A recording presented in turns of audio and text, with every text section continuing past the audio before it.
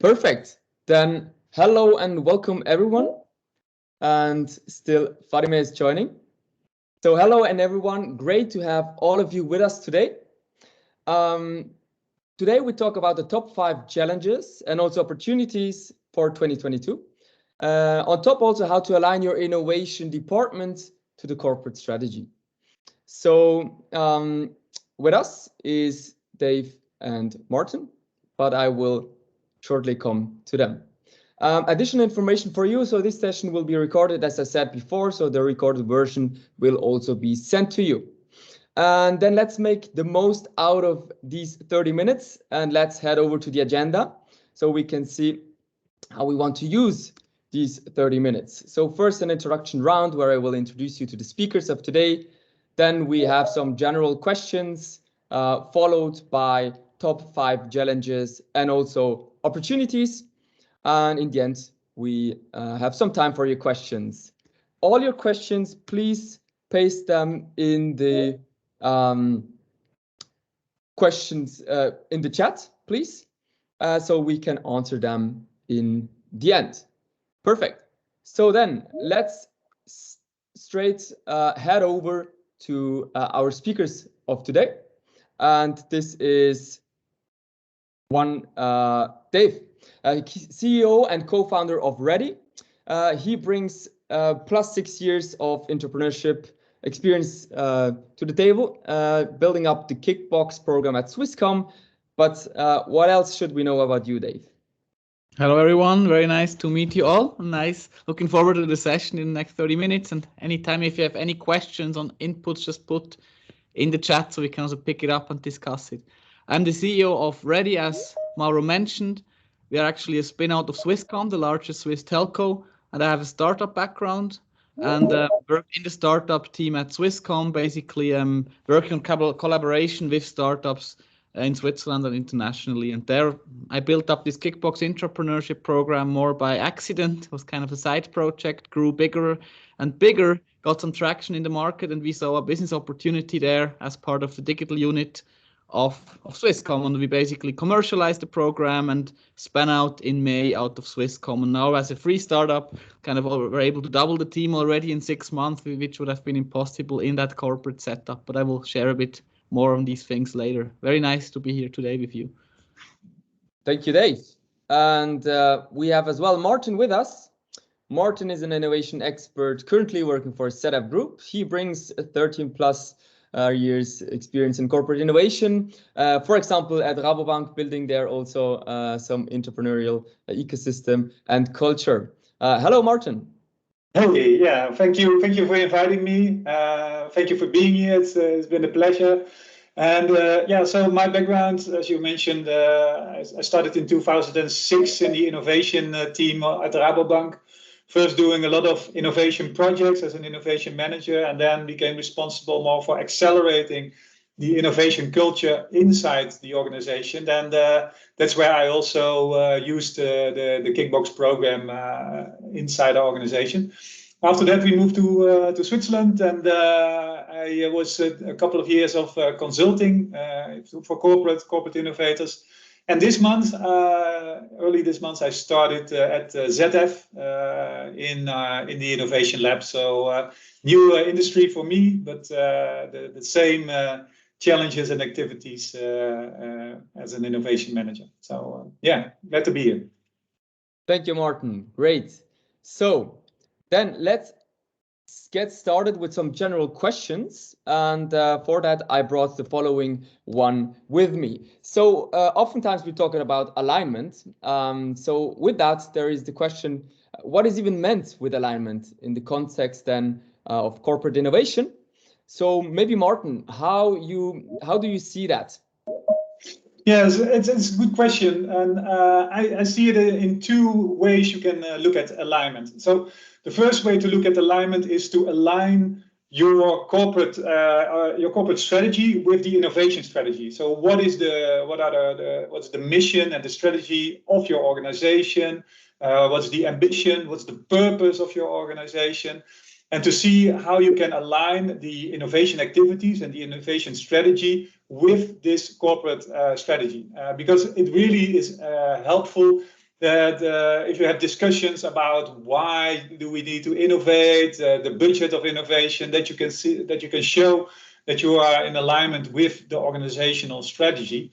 And the other part, I think, which is also important, is how to align your innovation strategy with your innovation management and your innovation practice. So that's more bottom up, sorry, top down. So saying, okay, we have this innovation strategy. How do we make sure that all our innovation projects are aligned with the strategy, which is also really important. So these are the two things on alignment, I think. Yeah, that makes sense. Absolutely. Yeah, Dave, do you have anything to add on that question, or do you see the same? I fully agree. I think it's very important to have this alignment with the strategy of the corporate, with kind of also with top management, where the company is heading. And especially, it depends a bit if you rather go into more disruptive innovation, Horizon 3, or more incremental ones. Especially, I think in the Horizon 1, 2 need to be fully aligned. In the Horizon 3, it might be possible to do a submarine project. We have that done several times. So one of the executives really liked the topic, and we were doing that or pushing that topic under the radar. Actually, at Swisscom also, I think the former CEO was very much a fan of that approach as well, having his submarine project, building on next things that probably would get a lot of pushback from the traditional organization, but he saw value in or potential in that field and let these submarines go under his umbrella and protection. So I think if you're more visible, you need to be aligned, otherwise there are a lot of challenges involved. Yeah. Well, maybe I can add to that, Mauro. So I like the submarine approach. And at Rabobank, you also had one guy in the team who said, I don't want to align with the corporate strategy because we need to look at new business model and disrupt the industry, and especially in banking. So there could be reasons not to align, and especially if your innovation team is also supposed to look at these new kind of business models and to open up and to disrupt the current way of working. So that could be a reason not to align with the organization. And also one more thing to add, which is interesting. Sometimes you're not aligning at the beginning. You do a submarine project and eventually deliver enough results, and then out of a sudden the company aligns to your non-aligned project, so you're getting more and more support. I've experienced, it's basically the core of Kickbox as well, of running many submarines at small scale, and once they become visible, that's the moment when it's kind of the moment of truth to see how much the organization is supporting. But very often they would have not got to that point without this kind of protected environment that Kickbox offers. And also when I joined Swisscom before Kickbox, we had exactly this situation. We were building up this startup collaboration kind of program that we were very much building bottom up, under the radar, under the umbrella of some of the executives. And once you reached a certain amount, once we could deliver certain results, all of a sudden it became a bigger thing. So I think that's this challenge you're having there, and the way I believe you can also work successfully with a non-aligned project. But generally, it's easier if you're aligned, obviously. Yeah, I mean, that makes a lot of sense. And with that, you already answered why it is maybe important, maybe what sometimes you have to ignore it first, and when is the right time, when it becomes important, right? And where you should then 100% align. So I saw that you are full of ideas, full of experiences, of course, and I have to tell you that we are short on time. So for the coming questions, so that we can make the most out of this, let's see if we can stay short on the questions and jump straight into the top challenges, right? So what are the top challenges for innovation teams? And maybe the first one is well known already, but it still stays at the forefront of problems, challenges, how to deal with middle management, how to get them on board, maybe also then how to convince them, and in the end, make them your ambassadors and not your enemies, right? So who wants to take this one first? Yeah, I can start off, no problem. So I think this is a topic which is relevant for almost a decade now, and it's still a very good topic. And so I think what I saw in my experience is of course that these middle managers, it depends on what are the KPIs of these managers. So if they are their biggest KPIs and their goals are to run a business and not to explore new kind of industries or new kind of products, then it's much harder to involve them and to onboard them with your innovation. But it does help to try to talk to them, to show them what is happening, and also to let them know this is also part of the development of your own employees. So this will help your team grow stronger, get the development of your employees much better. So I always liked the approach bottom up, and not so much to say, okay, to their managers, so to the CEO, to say, okay, let's push every middle manager into this framework of innovation, but to show them results and to show them why it's important. Yeah, I fully agree on these points of Maarten. Also, I think middle management, it can slow down if they're against you as an innovator or against the program. So you need to find a way to really make them part of your program and leverage them as multipliers. I think if you do that right, you can have a lot of energy that's unleashed, and it will be a huge push for the program. We have seen one insurance company that went through every single middle manager and put their face on the intranet, all the ones supporting the bottom-up program, like hundreds, was a lot of work. But once you have that support, you have a lot of energy. Besides, it's also important to kind of make them visible internally. If, let's say, an employee of a middle manager succeeded in an innovation project, then make both visible, give both top management attention, and really make sure they really also see the value and the benefit for them once they kind of raise a successful innovation project within their area. And at the end, it's also to get support. It's a continuous process. When we were running it at Swisscom, we went every year to every single key board of the organization to make sure we have their support, they see the value of a program, and to really make sure they're really aligned with what we are doing. Yeah, and to add two more things about it, which could be helpful, is one, start with the middle management who are really enthusiastic already. So to use those pioneers also as an ambassador for the rest of the company. And the other thing is also you can use the value proposition canvas towards your manager. So what are the jobs to be done? What are the pains and the gains of these middle managers, which really helps you to sell your innovation to them. So use your own innovation methods and canvases also on those middle managers. Yeah, that makes a lot of sense. Perfect. Then let's jump to the next one, which is, okay, we are a big company, and so we maybe have some relevant silos, and over the years and over time, that's going to be a great challenge, right? So how can we break up silos inside the company? I think that's not a very important topic, because there's so much potential and so many assets in a large org, so many experts and people who can support potential sponsors. And I think if you find ways to unleash that know-how, that experience, that energy, and also start making people kind of aware what's going on, create visibility, and make them work across department, that will be very successful in the long term. And how we do it, we can really try to really create this visibility that people know what's going on. We use the software that actually helps to connect people. If I'm a specialist in blockchain, I will be informed if stuff is going on in my space, running events, running intranet article, do communication to really make sure people know what's going on, involve them.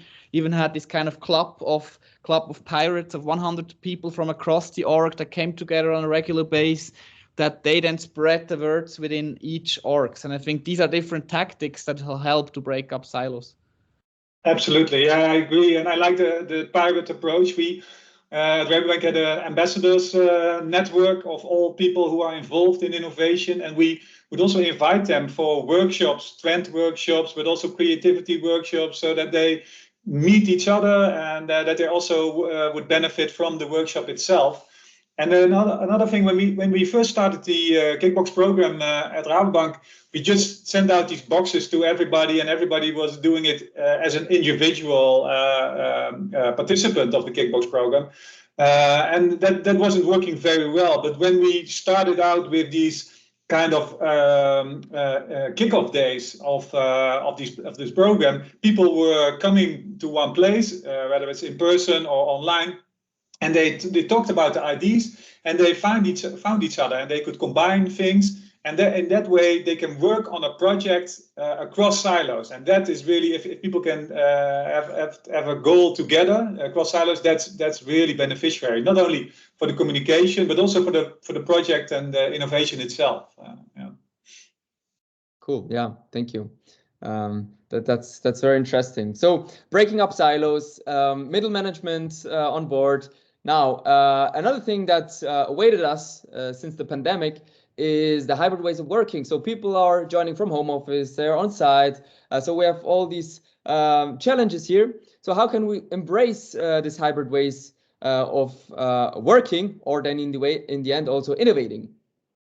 Yeah. So what I saw the last 2 years with COVID, that I was amazed on how well you could transform a lot of the things we did online, the workshops, the ideation sessions, using tools like Miro or Mural, and so that was really, I didn't know that it would be that relatively easy. Of course, you'd miss things like the talks at the water cooler of the coffee corner. I think that, which is really important also for innovation. So it becomes more functional kind of way of working. For me, it still is very hard to do these sessions, for example, in a hybrid way. I always prefer or to do it completely in person with everybody in person, or to do it completely online, and it can be both be done. But the hybrid way of the session itself is difficult. So, and I think in the future what you will see is, depending on the session, you will try to do it in person, and try to do it online. I also agree. I think it's difficult to really transport the full energy that you have in physical, especially in innovation, in coaching, or in a demo day, to really fully go virtual. It worked much better than I thought at the beginning of pandemic. We shift everything to digital, so it worked well. But still, I think it's a challenge to have the same spirit. And we saw now quickly after it's possible to go back to the office. People are coming back, or we run kind of a mix. For example, a demo day, some people on site, some people remotely. And also, for example, the boxes, these physical toolboxes, we kept shipping to the homes of people always, to not completely lose this physical part, to at least have some physical component, even though most things were happening remotely. Yeah. Cool. Perfect. Then let's continue with the next question. As again said, time is not on our side, but that's a good thing.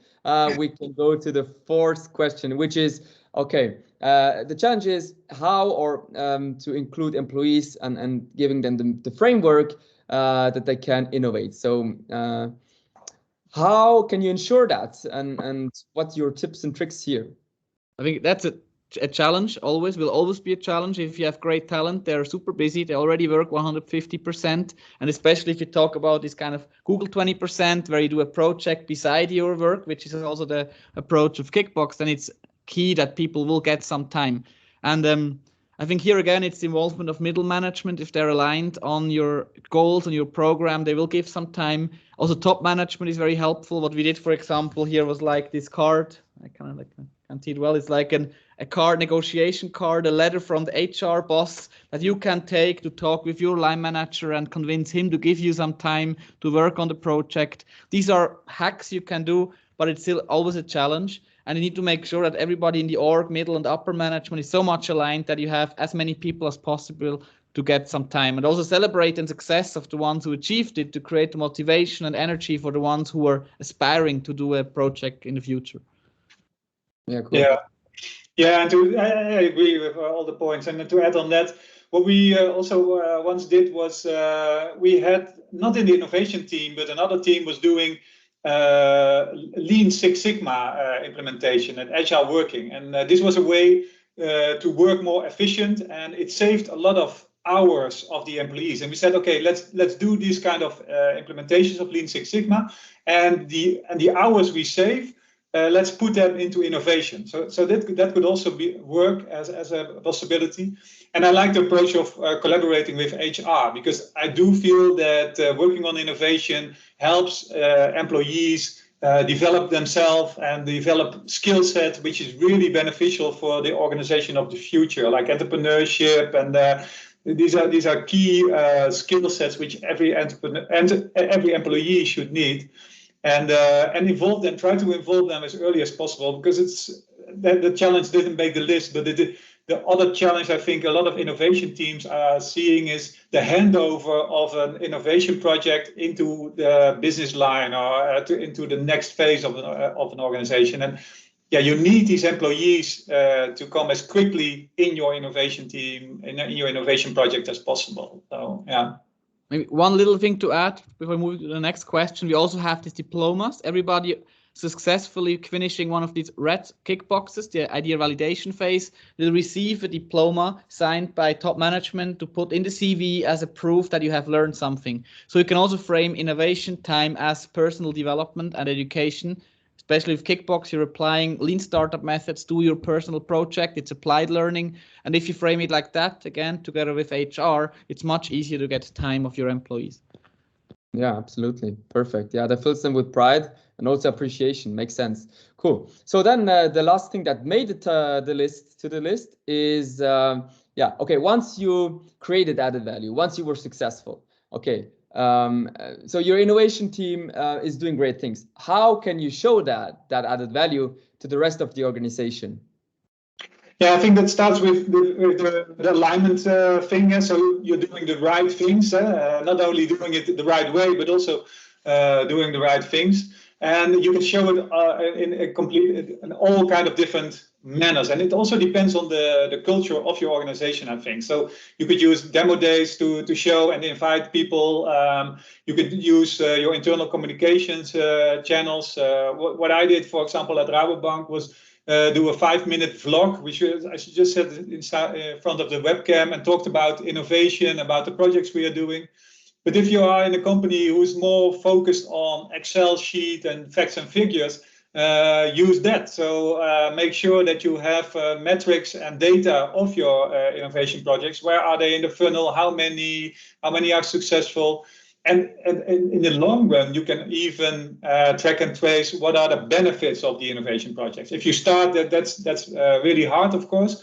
But in the long run, you can say, okay, these projects started out in the innovation team, and now they create value of that amount of money, or maybe also other value to the company. I fully agree on that. I think having some things that show innovation, like events, demo days, to show the energy without going into innovation theater, should be some content behind always. On the other hand, clear dashboards that are tailored to your stakeholders. Maybe it's a different dashboard for the CEO than for the HR person, but think how you report KPIs, ROI, different metrics, transformational metrics to different people in your org to show what you're doing. Yeah, cool, perfect. Then let's not lose time and go straight to the opportunities for innovation. So also rather on the bright side. So first one is a topic which is coming to the lure. Frequently it's data. So how to become a data-driven innovation team, or how to make sure that you use the data and that it works for you, not against you. So any experiences on that side, or also plans, or just where you could focus on? This goes actually the same direction like before, the dashboards. Really also beside that, the reporting side, also let kind of data beat opinion. Always try to collect data early on, customer data, market data, and let the customers decide and not let hierarchies decide. We have this stop playing hippo sticker, and hippo stands for highest paid person's opinion. So don't let the hierarchy decide what will be successful and pushed forward, or it will be definitely the wrong thing, because it's a numbers game. Test early. Your innovations, test them early, data-driven, and as a team report as well, data-driven internally.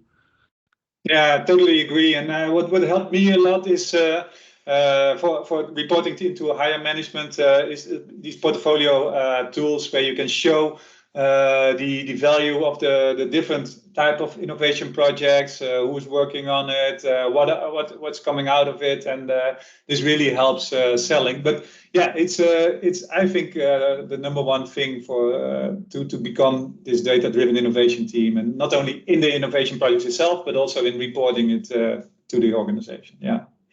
Sure. And we could fill like a lot more time with data, and I'm sure it will not only make the list of 2022, but also in the coming years. Next one is something that is also nothing per se new, but it also grows in importance. So we're talking about open innovation, big buzzwords, cross-corporate innovation, cross-industry work. So how would you take that, or what's your take on that to solve the biggest challenges, and then also and make sure to make use of cross-industry possibilities? Yeah, so I think what we talked about, again, how to align with the inside of the company, but most of the innovation teams are the number one teams who are talking with the outside and seeing what's happening in the outside world. And I think that's a great opportunity for you as a team, because in the future, no organization themselves can solve the problems like, for example, the sustainable development goals or the big problems of the world. So you have to do that in an ecosystem and in an open innovation way. And I think one of the departments who can really do that is your innovation department, and connect with the other departments in your organization who are talking with customers, looking outside in. And I think that could really help you sell your innovation team. Yeah. And I think it's important what Maarten mentioned as well, this kind of alignment of goals, that if you have cross-company innovation or cross-industry innovation, the different parties needs to be aligned. Otherwise, it will not work. There's not enough incentive for one of the parties, and then it will not be successfully implemented. So make sure you tackle problems you both care, you both want to work towards. And we have seen, like also in practice, that like topics like future of work or sustainability work really well, because it's a problem we all have, a challenge we all have, and it's much easier to work on such a big topic together. Because I believe in the future that will be much more relevant, this cross-industry collaboration, and we need to tackle first common challenges at the beginning to get used to this new way of working. Perfect. Yeah, great. So we have 3 more opportunities that we will tackle. Some of you maybe have a lunch date, so feel free to go if you need to leave. We will record the session, as you know, and still we will continue. And please paste all your questions still in the chat. The third one is diversity, inclusivity, and how can we use that to let innovation flourish? Yeah, so I think diversity and inclusivity is becoming more and more on board level topics in organizations. And I think if there's one team, one department who is beneficial of diversity, it's innovation, because you want this diversity. And I think you can be, as an innovation team, like a poster child or an example towards the company, saying, okay, this is how we organize, this is how diverse we are, and also to show that, and to be in the front line and the pioneers of diversity, because it really is beneficial for your innovation itself.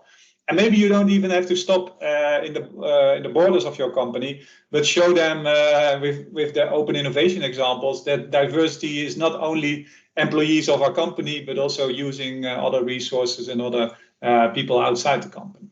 Yeah, I fully agree. And just one thing to add, I think it's proven that diverse teams perform better. When I was organizing startup weekends, you always had this hipster, hustler and hacker approach, like the designer, the techie and the business guy, that these teams are very strong. You have different mindsets, different backgrounds, different mentalities. And I think that's something I would really encourage you. Try to form diverse teams in different dimensions to really build strong innovation teams.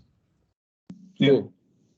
Yeah, that makes sense. So here is a rather general question again. So then that all of that can happen, it needs a base and it needs the workforce. And how can you make sure and include the whole workforce in innovation? Of course, also a big topic, but maybe some top learnings that you had, how you can ensure that.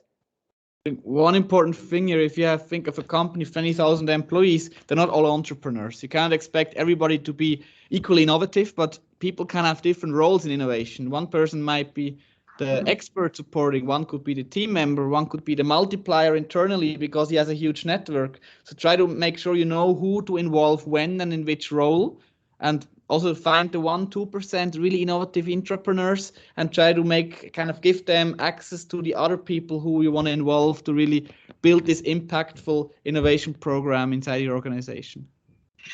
Yeah, and I think I totally agree. No, we don't need an organization with 100% entrepreneurs and innovators, but we do need everybody to be aware that innovation is a key part of the organization, and that it's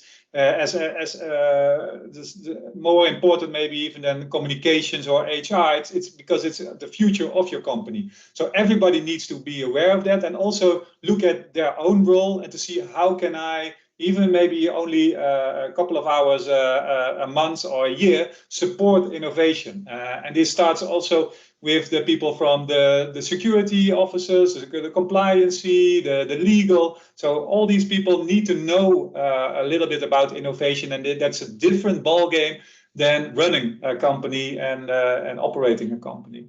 Mm-hmm. And one last thing to add, there are many people who have daily customer contact, and maybe they spot the challenge, a problem, an opportunity that management doesn't see. And that's also another added value by involving everyone and give everybody a voice in innovation. Absolutely. Yeah, I really like that. Yeah. Agree on that. Okay, so very last opportunity that we have is that we should not build up an innovation portfolio without thinking about it. So the key word here is balanced. So what do you think of when you heard to build up a balanced innovation portfolio?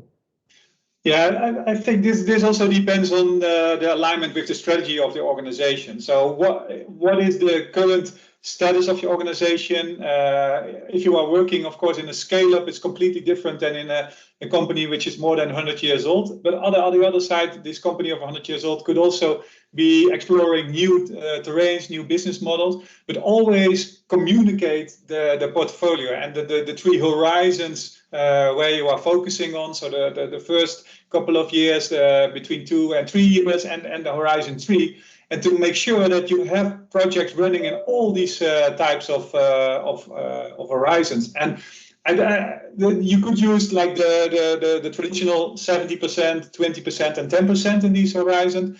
But I think you should decide that with the strategy department of your organization, with the top level management of your organization, where do you want your focus? Because maybe in some organizations, it's much more beneficial to maybe put like 30% on H3 innovation and and a little bit less on H1 innovation. So, but that's up to your organization, and keep communicating it and be transparent. I fully agree on that point. Actually, Maarten would have said exactly the same here. I think align with top management, depending on type of org. If you're an incumbent and more young organization, you need different innovation, but make sure you're aware what you're building and kind of manage it accordingly. Otherwise, that also ensures the long-term success of your innovation program or team. Great. So I am checking my timer, and it was not that bad. So we started a little bit later, and now we're just 2 minutes more. This is great. So what I can offer you is a Q&A in a postponed setting. So feel free, if you're watching now the recording, or reach out to Dave, to Maarten, to me, if there is any questions, because I want to let you in your, to get your breakfast, your lunch, your dinner, wherever you are. And thank you so much for being with us. I'd love to hear from you also directly, and there is a last present for you. So I spotted one now in this setting. I cannot spot it anymore, but at Maarten's place, I have my Kickbox already here. It's a step-by-step guide. Okay, another one, a step-by-step guide for an entrepreneur. You can download it for free. And as I said, thank you so much for being here. Have a great day, and until soon. Thank you so much, Maarten and Dave. Thank you very much. Bye-bye. Bye.